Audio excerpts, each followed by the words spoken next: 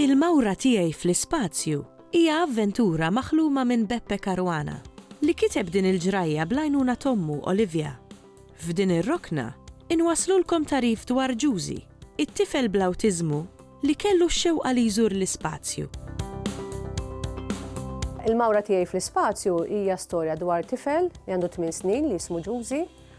Giusy li jixtieq fil-fatt imur fl-ispazju għaliex għax fl-ispazju jista' jkun hu li hu mingħajr ħadd ma jiġġudikah, mingħajr ħadd ma jitfa' ċertu aspettattivi fil-fatt fuqu. Il-ktieb il-mawra tiegħi fl-ispazju fil-fatt inkiteb mit-tifel tiegħi Beppe Caruana, biftit għajnuna fil-bidu min-naħa tiegħi.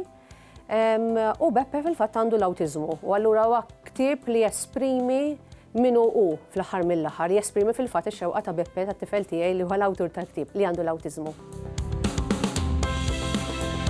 Jiena Giusy għandi 8 snin. Jien pa' tfal l-oħrajn, imma differenti x'għandi l-awtiżmu. L-awtiżmu hija kundizzjoni xejn faċli, dak li jidher faċli għat-tfal l-oħrajn, għalija huwa pjuttost diffiċli.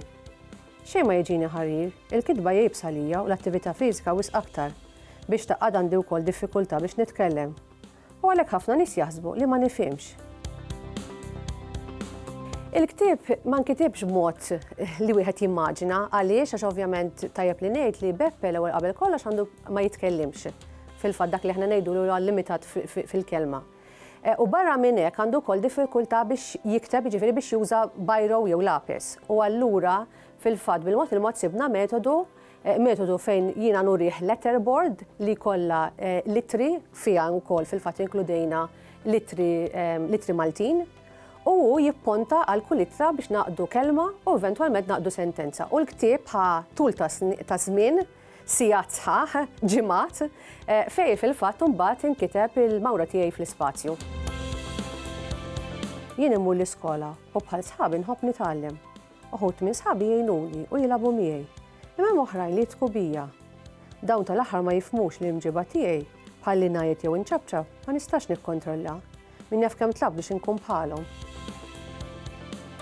Naħseb li ngħidu li kodba fuq l-awtiżmu ftit hawn fil-fatt kodba meta tngħid b'mod partikolari kodba ġifieri bil-Malti fuq l-awtiżmu qegħdin nibdew naraw ħerġin. Imma naħseb huwa importanti li jkun hawn ħafna aktar. Fil-fatt Beppe jgħidili hawn bżonn li jkun hawn aktar kodba fuq l-awtiżmu minn tfal u minn adulti li huma bl-awtiżmu, ġifieri li huma awtistiċi.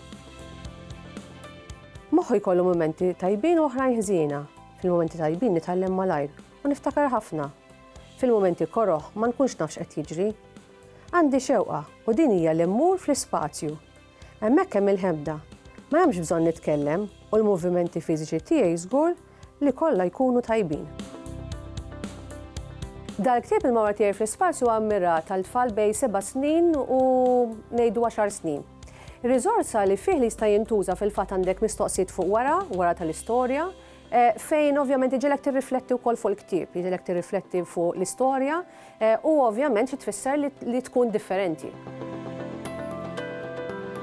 Jiena ngħidlek il-veru fil-bidu kont naħseb li Beppe ma jifhimx bil-Malti. Dejjem kelli l-impressjoni li jifhem bl-Ingliż biss.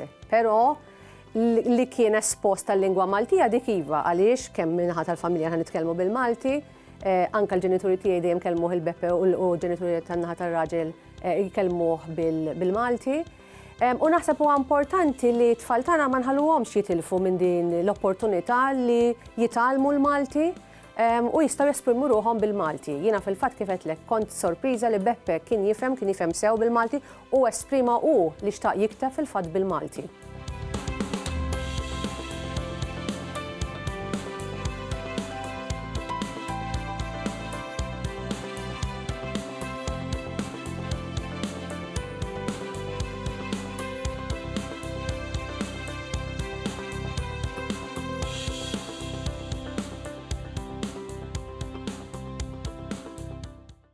Il-Sinna jixtieq jirringrazzja lill-Aġenzija Nazzjonali tal-Litteriżmu, lill-Ministeru għall-Edukazzjoni u x-Xogħol, lill-Kunsill Nazzjonali tal-Ilsien Malti u lid-Dipartiment tal-Malti fil-Fakultà tal-Arti l-Università.